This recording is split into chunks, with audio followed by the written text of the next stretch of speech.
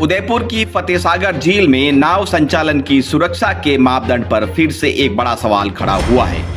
सोमवार को फतेहसागर झील में एक स्पीड बोट चलते चलते अचानक खराब हो गई, जिससे बोट में बैठे पर्यटक झील में ही फंसे रह गए। इस दौरान मोती मंगरी के सामने मेवाड़ बोटिंग नामक नाव ठेकेदार की सुरक्षा व्यवस्था की भी पोल खुल गई।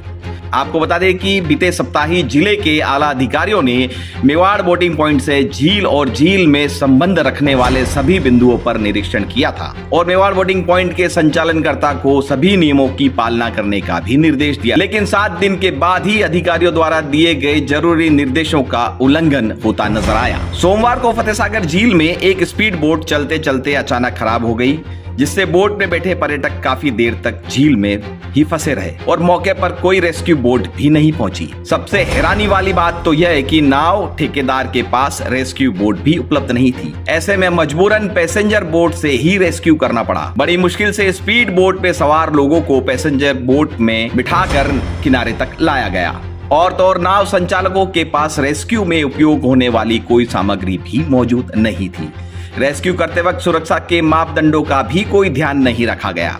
ऐसे में यह एक बड़ा सवाल खड़ा होता है कि ठेकेदार द्वारा सुरक्षा के पुख्ता इंतजाम नहीं कर पर्यटकों की जिंदगी से खिलवाड़ क्यों किया जा रहा है और तो और आला अधिकारियों द्वारा यहाँ पर समय समय पर कोई जांच क्यों नहीं की जाती, क्यों नियमों की धज्जियां उड़ाई जा रही है इस ठेकेदार द्वारा।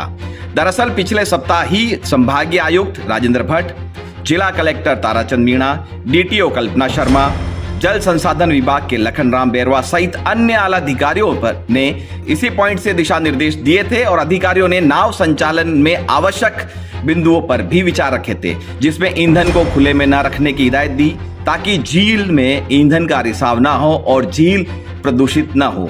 रेस्क्यू बोट और रेस्क्यू से संबंधित समस्त सामग्री को सुनिश्चित करने के लिए भी निर्देश दिए, लेकिन नाव संचालक द्वारा इन नियमों की धज्जियां उड़ाते हुए आला अधिकारियों द्वारा दिए गए निर्देशों को ही दरकिनार किया गया। ऐसे में अब देखना यह होगा कि ठेकेदार पर किस तरह की विभागीय कार्रवाई होती है या पूरे कुएं में भांग मिली हुई है।